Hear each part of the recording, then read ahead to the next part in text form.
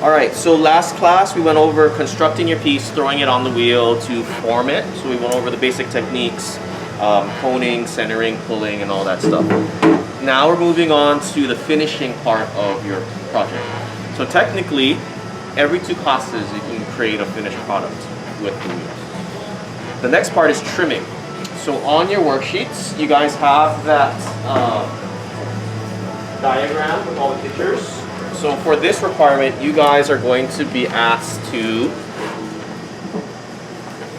just write in the steps, all right? And I will be uploading this video at the end of the class. Hopefully it'll be up by the end of the day for you guys to reference. So things that you guys will need. You're gonna need a needle. You're gonna need a trimming tool, the ones with the loops. You guys used this last year. A sponge, a cup of water, and then some scrap clay. Scrap clay you're gonna grab from the scrap bin, and I'll explain what all these things are gonna be used for. Okay, so trimming. What trimming does is it removes the excess clay from the bottom so that it becomes lighter and more presentable. There are 2 things you can do when you trim. One is you trim a traditional foot, which is this ring here on the piece. And then if you trim a foot, you remove all the clay from the inside, remove all the clay from the outside, and then what is left is this nice foot ring that is apparent. All right? Sometimes pieces look better without a foot. So if that's the case, most cups, usually I don't trim a foot. I just trim it flat, and then I make it slightly concave though, so that the 2 ends here are still slightly higher than the middle. You never want to have your middle higher than the 2 ends, because when you flip it over, it's not going to lay flat, it's going to tilt. That's something you don't want. So when you trim, you have to decide what you want to do for the piece. So I'm going to be doing both. The cup will be like that cup, the bowl will be like that bowl. So I'm going to start with the bowl because that's your traditional foot. So when you trim, you want to make sure that your clay is a nice leather hard consistency. Leather hard being that you can still take the clay and then manipulate it with your fingers. It's still soft enough, but stiff enough where if you were to push against the walls, it doesn't wiggle freely. I will let you guys know what this consistency is the moment you guys are ready to start. All right. The clay wad or block we are going to be using is on step number 4 on your worksheet, where we're taking pieces of this to secure it to the wheel head. So for now, I'm going to put this on the side. The benefits of a foot. So the first thing is, the foot is basically the last layer of protection from the glaze running down your pot and onto the kiln shelf. So I like to stop my glaze directly where the foot is so that I have that extra buffer. It also adds a pedestal to the bottom of your piece, so it raises it up and makes it look a little more finished. Instead it lifts everything up, makes it look lighter. So you're basically lifting it up, putting it on a nice display, and that is the benefit of the foot. I also like creating undercuts for the foot so that I can grip it by the foot ring. So if I need to dip it upside down, I have something easy to hold. Now most of the time, people trim feet that are just straight. That is okay, but when you try to grab something that's straight without a lip like that, it's very easy, very hard to grip. If I wanted to dip this upside down, fairly low, I wouldn't be able to grip this very much because there is no foot. So pros and cons of a foot. Mostly pros. So the first thing you want to do, step number 1, center your piece on top of your clay, on your wheel heads. You're always doing it on the metal. And what you're doing is you're taking your bowl or your piece, whatever it may be, you're flipping it upside down. And the first thing you want to do is try to center it as best as possible with these rings that are located on the wheel. So each wheel head has concentric circles or concentric rings that will help you center it. So when you put it on the wheel, this line right here is what I want to try to center it with. Okay, when I spin the wheel, I'm looking at this line here, and I'm looking at my rim. If you can look at it closely, you can see that the rim moves in and out from the ring, meaning that it's not perfectly centered with the rim. So the first time you guys throw, your rim though may not be centered to the bottom, because oftentimes when you first learn, it's not the most symmetrical. So you have to pick and choose. Do you want to center it based on the rim, or do you want to center it based on the base? If they're both centered with each other, then it doesn't matter. So what I recommend is you center it based here, because this is the area that you're actually removing most of the clay, so closer to the bottom. So in the worksheet, the next step is using the needle to mark a line on the bottom of your piece to indicate how far off center your piece is.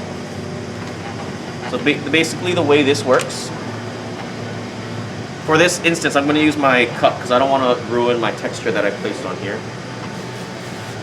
So purposely, I'm going to take my piece, I'm going to put it off center. Okay? As I spin it, and I just use my finger, every time it gets closer to my finger, that is the point that is the most off center. All right? So right there is the point of this clay that's closest to this finger, meaning this is the most off-centered part of the piece. So you find the most off-centered piece, or off-centered area, and then you always push it away from you. Okay, so I take this area, and I push it slightly away. Then I repeat. Can you all see the area where the clay gets closer to my finger? So if you can count in your head, it goes 1, 1, 1, 1. So every time I'm saying 1, that is the part that is the most off-center. All right. So when that happens, you find that most off-center part. So right there, and then what do you do with that area? Or you push it away or push it towards you? Always push it away, right? Now, sometimes when it's close to being centered, or you're not the best at finding the point that is closest to your finger, that's where the needle comes in. That's step number 2. So I spin the wheel. So for this example, once again, I'll put it off center. You spin the wheel, you take the needle, and you put it about ½ an inch from the closest part. And then from here, you're slowly bringing the needle closer to your piece until it marks a small line on your piece. So every time the wheel rotates, I move it in about 1 millimeter to 1 centimeter. So right there it marks. Once it marks, I'm not moving it in any closer. So the area that it marked is right here. That is the area that is the furthest from the center. So I always push that towards the center. So that's basically what I did with my finger, but now I have a reference point to look at. So with that line, you mark the start point, you mark the end point, so then you can find the midpoint. Now the midpoint, this is the furthest area from the center. So what do I do with that midpoint? Push it away from you, correct. So the rule of thumb when you use the needle technique, the shorter the line you create, the more off-centered your piece is. The longer the line you make, the more centered or the closer to being centered your piece is. So since my line is really short, am I pushing it more or less? What do you guys think? Shorter equals more off-center. So since it's more off-center, do you want to push it more in or less in? What do you guys think? Do I push it more or less? What do you think? Push it more, yeah, correct. So every time if your line is short, you want to push it more towards the center. So I would say for how short this is, I want to push it in about ½ an inch. Okay? And then I'm going to take my sponge and water. I'm going to erase that line because I do not want that to influence my new line that I'm going to mark. All right, so once again, I take my needle, I put it close to the piece, and then while it's not touching, what do I do with this needle? Yeah, slowly bring it in. So after every rotation of the wheel, I move it in about 1 centimeter. If it's still not touching, I move it back in, and I keep doing that until it scratches the piece. Okay, once it scratches the piece, I'm not moving the needle any further in. Okay, so it marks my line. The line that I created, what am I doing to it? Finding the midpoint. So you mark the start, you mark the end, then you mark the mid. Now this line is slightly longer than the line I first created, so that means it's getting closer to being centered. Position the midpoint to my body, and I push it into center. And you keep repeating that until you can either mark a line all the way around, that means it's centered, or it just looks close to being centered. Okay, so do you guys want to see more of that, or you guys understand that concept? Okay, so I'm going to move on to just doing it by my finger. So that is the way to do it. It takes much longer, but it's more accurate because you're actually marking and referencing a point that you can see. Now, if you want to just move it to center, so I'm going to go back to my bowl now. So if you want to just move it to center, sometimes you get lucky and it looks pretty centered. So I'm putting my finger here. Every time I feel the clay pulse and hit this finger, that is the point that is the most off-center. So it feels pretty centered to me just by placing it down. What do you guys think? Does it look pretty centered? So I could just wad it here right now. So 2 and 3 were the 2 steps I was talking about. Step 2 is marking the line. Step 3 is pushing it to the center. You keep repeating that. Okay. Now the other way to center. This is a more advanced technique, but if you can get it down, it's going to save you a lot of time. This is called tap centering. Right, so what you do is you spin the wheel, place your left finger down on the bottom, and then your right hand, every time the right hand is getting pushed out from the clay, you tap it into the center.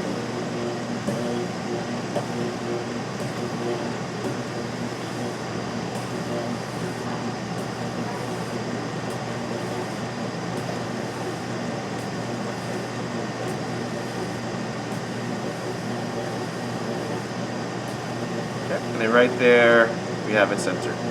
So that's another way to center, but it takes a lot of practice. And if you want to practice that, I would recommend you just get a container of water, like the big throwing ones we had, fill it with water, flip it upside down, and try to tap that into center. Or you can bring like plastic bows at home, flip that upside down, and try to tap that here on the wheel to get it centered. Alright, so that's step numbers 1, 2, and 3, centering. Step 4, you secure your piece to the wheel. So I recommend turning your wheel off for this step because you don't want to accidentally spin the wheel and push it off center. So that's where the scrap clay comes in, and you're going to rip off 3 to 4 pieces of clay that you are then going to roll into little logs or coils.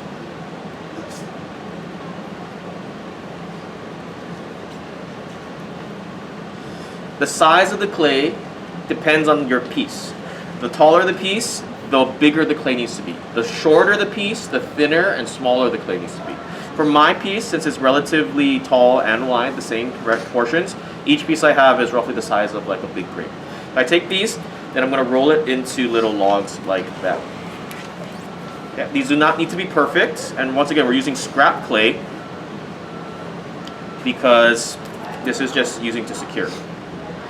Alright, if you're using one of these with the splash pans that can come off, so most of the wheel's on this side, if you try to rotate the wheel while it's off, it's not going to rotate easily. So you have to actually activate the wheel by putting the pedal parallel to the ground, and then this will spin freely. Alright, so the next thing I'm going to do is secure my piece to the wheel. So I'm putting my hand on the top, your non-dominant hand, then your first clay on my left hand, so you guys probably be flipped if you're right-handed. I'm going to lightly push the clay to contour to the shape of my piece so it curves. Then I'm going to take my thumb and I'm pushing the clay straight down into the metal wheel head. Okay. For the camera, I'm going to do it this way so that you can see. So you're pushing the clay straight down into the wheel head. Once you do one side, then you do the opposite next. Okay? Then you rotate and you keep doing this process until you have all of your clay wads secured.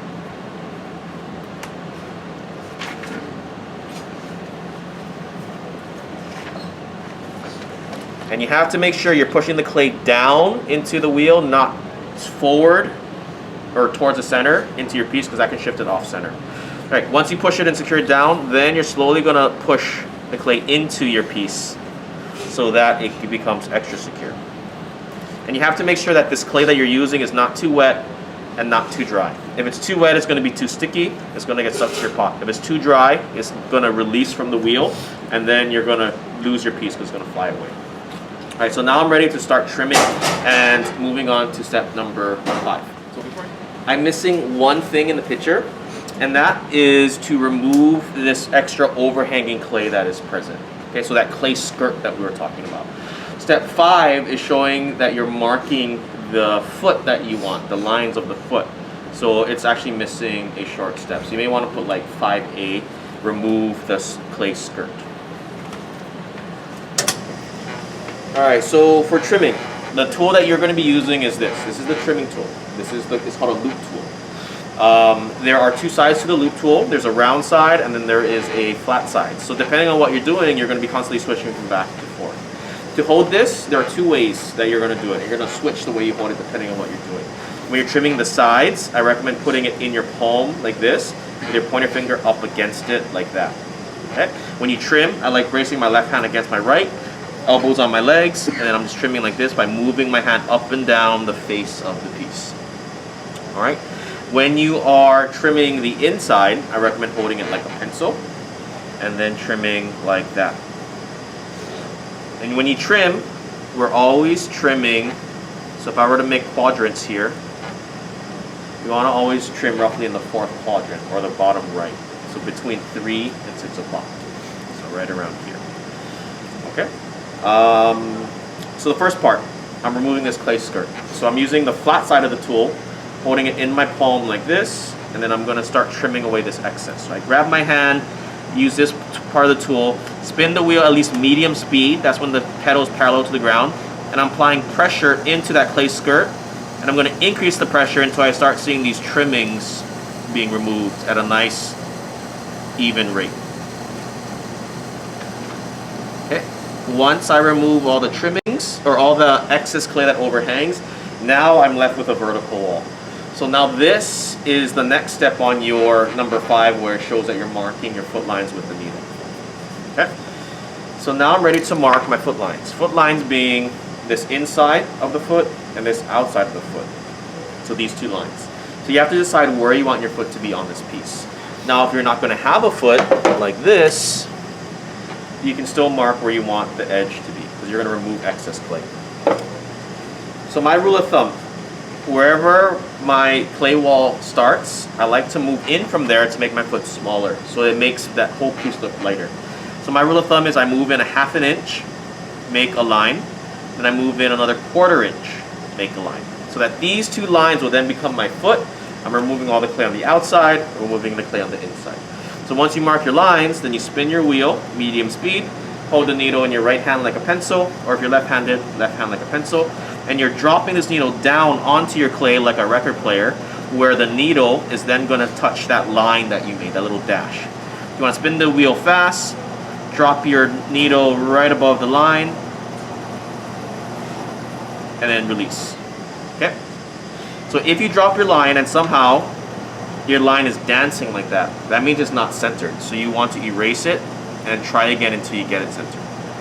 So the faster you drop your line and you leave it there, the easier this is. If you drop your line or drop your needle too slow, odds are you're going to make a crooked line. Okay, so this ring, this middle ring is my foot. I'm not going to touch that clay. So I'm going to remove all the clay on the inside, remove all the clay on the outside. So that's step numbers 6 and 7 on your sheet.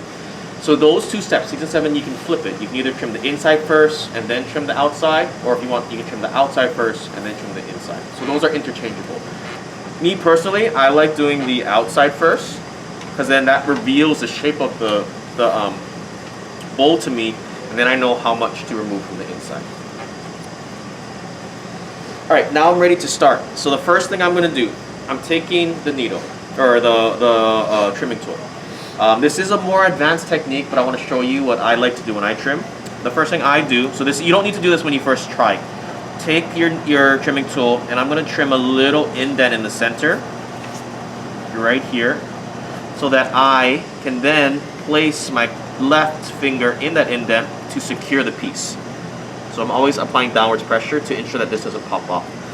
Now my left fingers are then going to brace up against my right hand like this, so when I trim, they're all interconnected with each other. Now this is going to be very awkward for you at first if you try it, because this is not a natural position your left hand should be in. So when you first start, I would recommend you start with your hands like this. Okay, so I'm going to start trimming this edge away. I'm going to bevel the corner, so that means to trim it at an angle. And then I'm going to round down the wall to make it match the clay wall. And I keep repeating that until I can get the clay all the way up to that foot line that I just made. So I start flat, then I slowly change the angle, and I get it to vertical.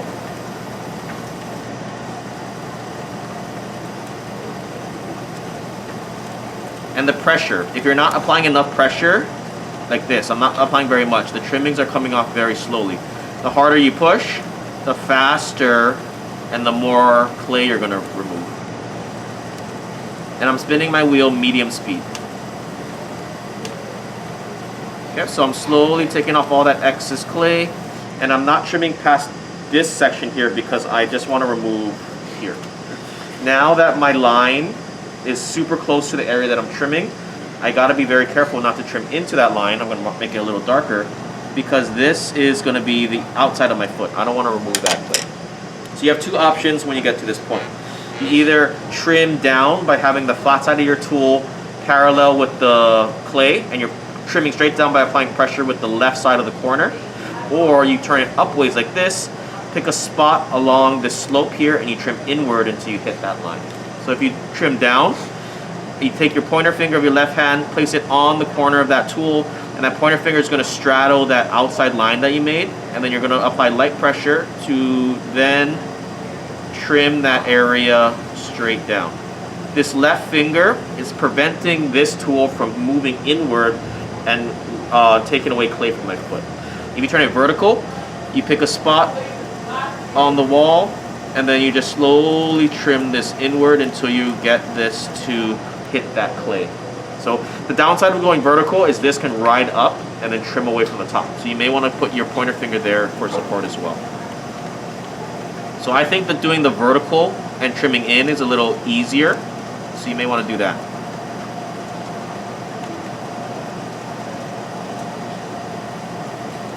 Okay. Once I get to my clay wall, I'm then adjusting the angle. I want to get this to a nice vertical wall. And now I have this weird bump.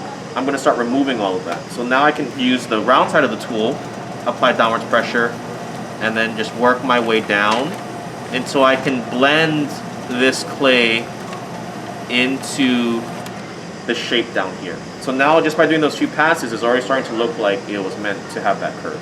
And I keep repeating that until I get the slope or curve of this base to match the slope or curve of the clay wall. So I'm going up to my foot, then back down, and then up, and then back down. Okay, so right there, it pretty much matches. I have these throw lines, so I want to smooth that out. So I use the flat side now, apply light pressure, and I'm just taking off that texture that I see there. So now it's a nice smooth texture. But since I have throw lines here, I want to actually bring those lines back in. So I'm going to take my curved side of the tool, and now when I trim, I'm just going to trim random lines like that to make it match the texture below. So all that extra steps that I just showed you is optional. You don't need to do that. Odds are your piece is going to be smooth for your first few pieces. All right, now for this line here, there's this part that's bumping out. I want to even that out, so I want to trim that away. So I'm turning this to a vertical orientation again, and then I'm trimming this inward a little more to have a very defined vertical foot. Then I have this little indent here, this little crevice, so I'm going to trim this down to make it match the height around it, and then I'm going to level it out and then throw those trim lines back in. Okay, so that is step number 7, removing all the excess clay from the outside. Now I'm going to do step number 6, because like I said, they're interchangeable.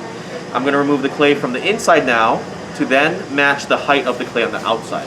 So whenever I trim the inside of my pieces, I always try to make the center the highest part, and then it slopes down to the foot, and that slope should ultimately continue into the wall of your piece. So if I were to remove this foot ring, what you should see is a nice curved dome from one side all the way across to the other. The reason why I like having it sloped are for 2 reasons. 1, to have that seamless line flow from one to the other, and for 2, to give your base extra strength.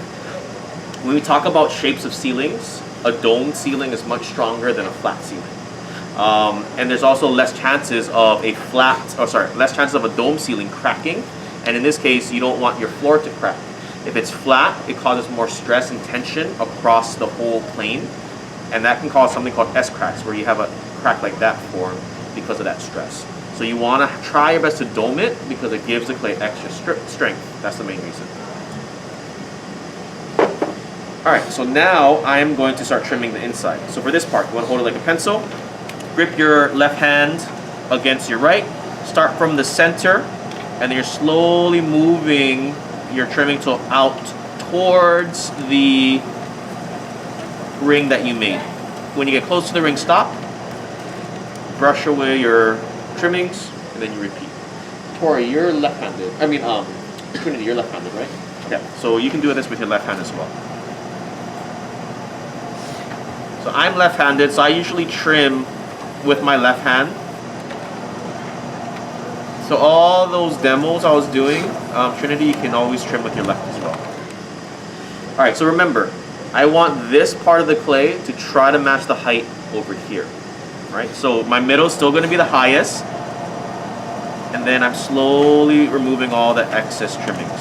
So I start from the middle, move it outwards towards 3 o'clock.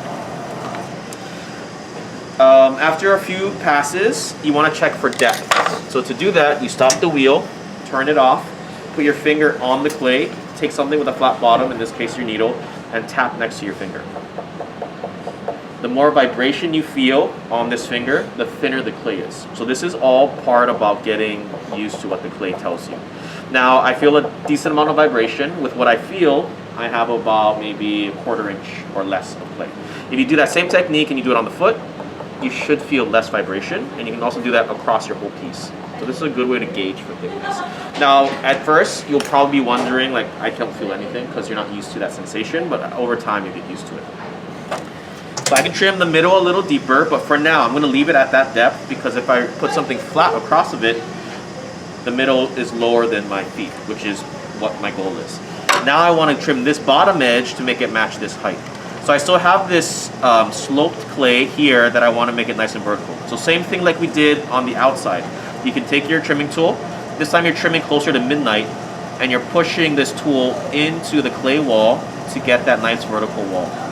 Now, if for left-handed, for Trinity, you can do it this way, which is a little easier. And then, as you just saw me, I slipped and moved the clay, or my tool trimmed upwards. So you can put your finger there to help prevent that. Or, if you want, you can trim the inside of this clay by going down like that, but it can still accidentally go inward. So I do recommend you trim up here, and then you can put your finger there to help block it from skipping upwards. So right now my goal is to get this inside clay wall to be parallel with my outside clay wall, or outside foot wall.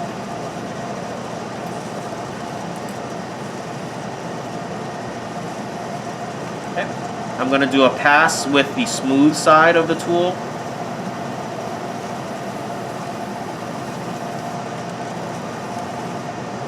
And then, can you bring one of those paintbrushes behind you?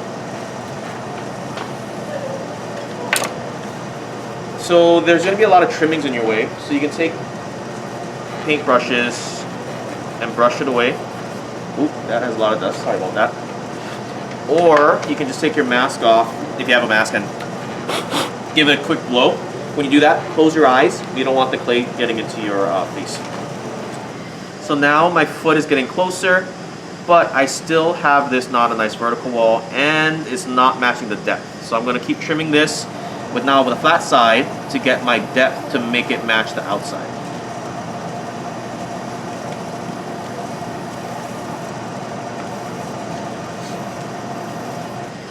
So right there, now the depth matches. This height is roughly the same as that. It's actually slightly higher, but because it's sloping, that slope will gradually meet that height. And now I want to get this inside wall a little thinner and a little more vertical. So I'm going to then trim this part away.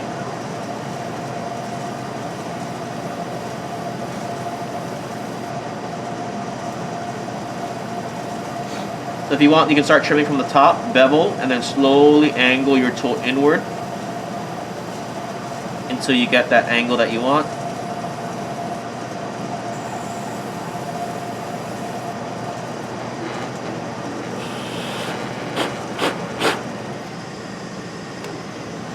And then you can use your finger like a rake to try to pull these trimmings away. Okay. And then right there, you're pretty much done. You can smooth the surface out by burnishing. And the other thing I'm going to do is create a little undercut here so that I have that lip that's present here. So for that, you want to use a smaller trimming tool. So there are these other sets of tools that are smaller, but these are ribbon tools. They are wider, and they, instead of having double-sided, they're only on one side. I do like these to trim because they're sharper and they trim a little cleaner. So you may want to grab a set of these. I don't think I have enough for every single person, so you may need to share. So I'm going to clean up this inside wall, and it's going to trim much faster and much cleaner. The loop tools, the wire tools, sometimes are just not sharp enough to trim a nice clean edge. And sometimes if you trim with the tool that's kind of dull, it actually is more difficult for your piece to get centered.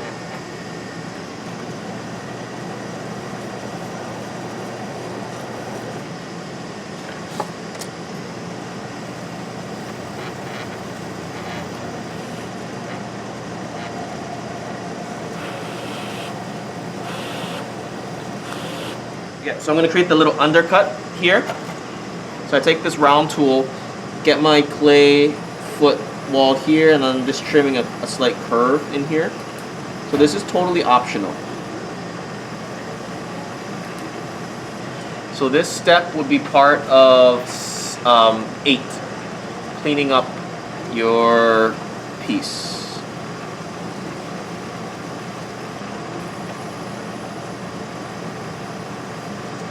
So I'm creating the undercut by removing the center to make it curved.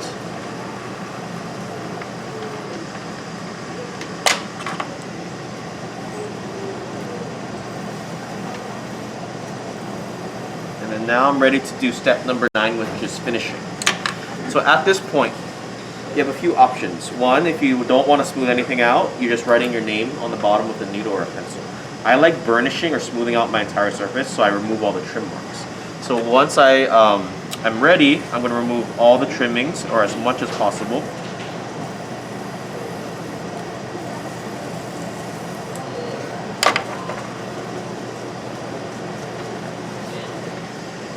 And then you're going to use your sponge, if you want to burnish, and coat all of the areas that you trimmed.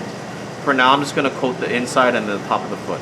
Then you take your fingers and you apply light pressure to the areas that you trimmed, just like if you're trimming, but with your fingers. And what this does is it pushes all the grog, all the rough clay particles into the clay, and then it buffs it out to a nice, clean, smooth surface. So I recommend doing this because it just makes your piece that much more complete, that much more presentable, that much more finished. Areas like this where your fingers can't reach, you can use a skinny brush, or you can just try to angle your fingers. And then the outside, you can do the same thing if you don't have throw lines. You can smooth that out as well. I'm only going to smooth my part of my foot here. So where my undercut is for my foot. If your fingers are too big to do this, you can always use a brush to apply water and smooth where your fingers can't reach. Alright, and that's pretty much it. So at this point, you then write your name on the bottom. So for you guys, you're writing the same way we always do it: first name, last name, initial, period number. Try to put it into the foot ring so that you don't see it when it's on the outside. And then you pop off your wads.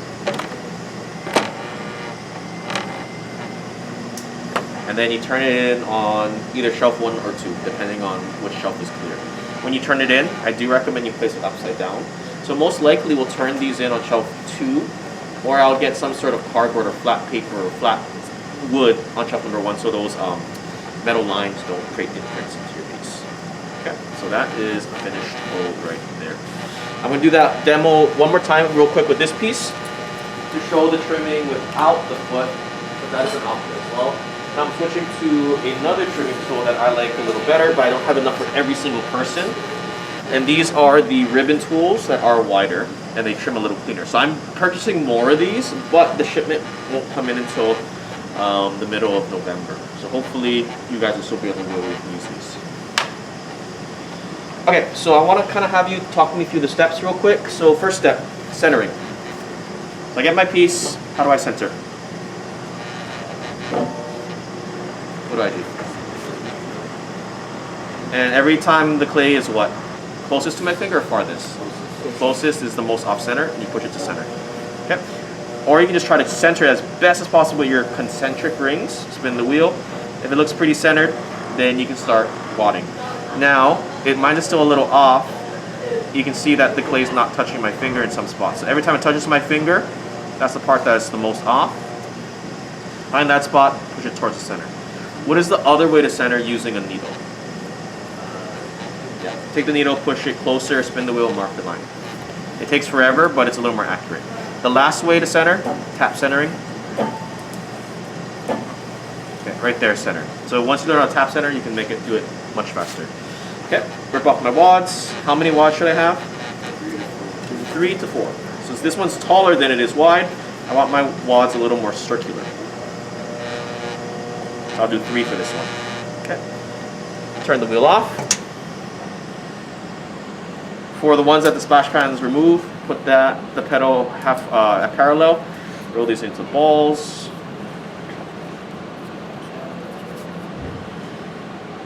Secure it to the wheel first by pushing it down into the metal. Then I rotate to the next one. Your free hand is supporting your clay because you don't want your clay to shift. After it's secured to the wheel head, then you push the clay into your piece. And one thing I forgot to tell you and show last time is you want to do the wiggle test before you start trimming. Give it a slight wiggle. Make sure that your piece doesn't move. If you're good, then you can start trimming. Okay, this one I'm going to trim a little faster than my other one. So the first thing I do, I trim this clay skirt here.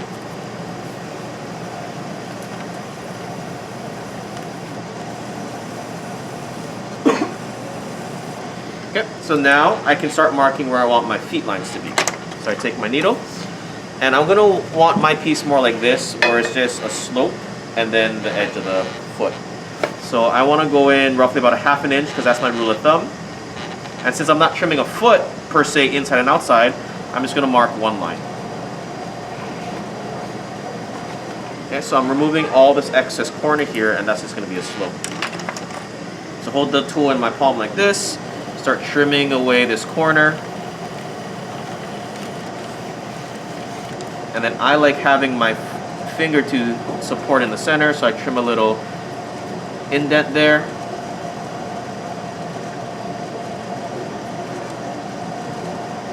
And then I'm just trimming away this edge. So I'm making it diagonal or beveling this corner, and I'm just slowly taking it off and sloping it to match the curve or the straightness of my piece. Okay, my piece, I feel it wiggling. You can see it jiggle a little bit, so I need to re-secure my wads.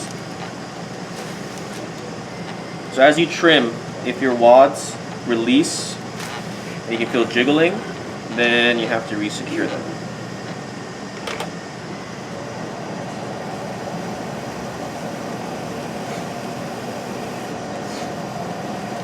Once I hit that line, so I'm hitting that line right now with this tool, I'm not going to trim anymore. Now I just make this sloped to the angle and style that I want. Okay, I like that right there. Then I just trim away a little excess here. And now I can start making this. So because we don't want it completely flat, I'm just making this slightly concave by just trimming the middle a little lower and sloping it upwards. That's just a reverse dome. So it's still stronger than having it completely flat. So if I do that, I'm just keeping that depth that I've initially made, and then I'm trimming outwards until I hit my wall. Now the trimmings, it's coming off a little more like little specks rather than full ribbons like this. This is a better ribbon. So that means my clay is a little on the drier side. So if you trim and your clay is a little dry, you can always coat the top layer with water. And then now when I trim, it should come off as longer ribbons like that, or it's just one continuous piece. So that is just one piece. So ideally this is how soft you want your clay to be, where the ribbons come off as one piece rather than little shards.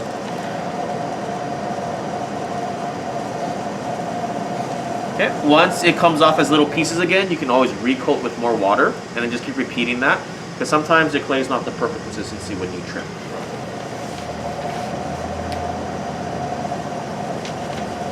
Okay, so what step is that? I just finished the inside. So on your paper, what step is that? 6. Okay, step 7 was trimming the outside. I just flipped those. Step 8 is basically cleaning up your areas. So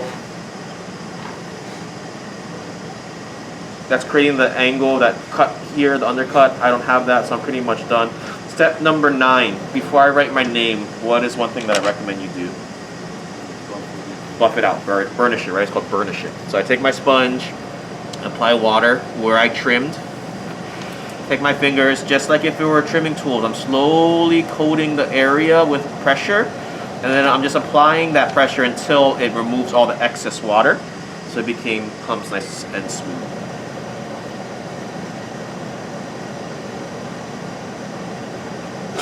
Alright, and there we go. Now I can write my name on the bottom. So a few things to remember about trimming. Odds are one or two of you may trim through your piece and poke a hole. That's part of trimming. I probably trimmed through over 1,000 pieces so far. So it's part of the process. You need to learn how thick to make it or how thin to carve. And over time you'll understand that. Alright, any questions on trimming itself? Yeah, so basically we are done at this point. If your clay is really wet, then you want to just make sure that when you pick it up, you be careful. And the rim, you may get somewhat off or may get sharp. So you just take your sponge and just smooth out where it looks a little rough. Okay, and that is basically it for trimming.